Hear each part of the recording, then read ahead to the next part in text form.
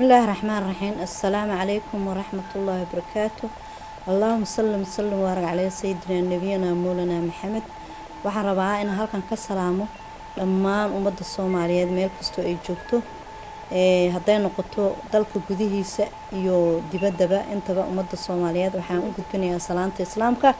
salaan kadib waxaan rabaa inaan halkan ka sheego maanta waxay ugu kalifay inaan ka hadlo miidiyaha oo aan soo fariisto waxay tahay markii aan aragnay in lagu tubanayo kootadii haweenka ama xuquuqda haweenka uu ku lahaa baarlamaanka Soomaaliyeed ama dalka Soomaaliyeed uu ku lahaa waxaynu aragnaa waxa heshiis lagu gaaray 2019 shirki ka dhacay Dhuusamareeb waxa lagu gaaray heshiis in la ilaaliyo kootada haweenka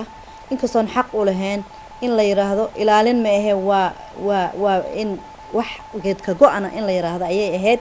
laakiin waxa la yiraahdaa kootada haweenka la ilaaliyo waxaynu aragnaa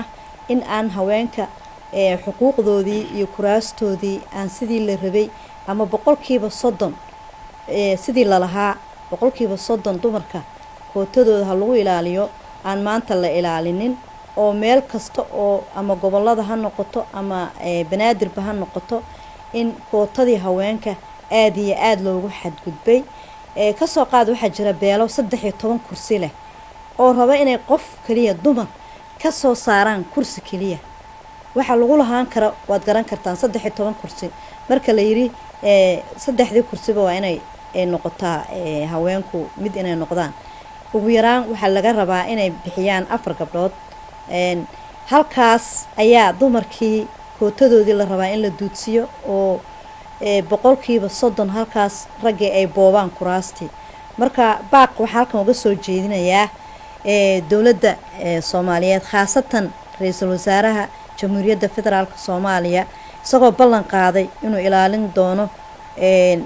xadgudubyada inuu ilaalin doono xuquuqaha inuu ilaalin doono xuquuqda haweenka oo marar badan ku ballan qaaday soona jeediyay inuu ilaalin doono xuquuqda haweenka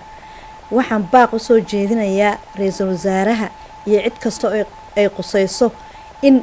la iska ilaaliyo dulmiga lagu sameeynayo iyo abuse-ka dumarka lagu sameeynayo iyo xadgudubka in maaragtay laga feejignaado ayaan baaq uga soo heshiiskii la qaatay iyo go'aanadii la qaatay in lagu meel maro oo dumarka xuquuqdooda la ilaaliyo ayaan halkan ka soo jeedinayaa walaalayaal waxaan rabaa in arrinkaas laga fiirsado oo ay noqoto arrin tixgelinteeda leh run ahaantii waayo heshiis dabadeed dad muslimaynu nahay mar haddaynu nahay dad muslina waxa lagu heshiiyaa waa wax maaragtay islaamnimada ay ku jirto marka munaafiqiin ma nihin dad muslimaynu nahay waxaan leenahay yaan xadgudubka la iska ilaaliyo iyo xuquuqda lagu tumanayo iyo dumarka la boobayo. السلام عليكم ورحمة الله وبركاته.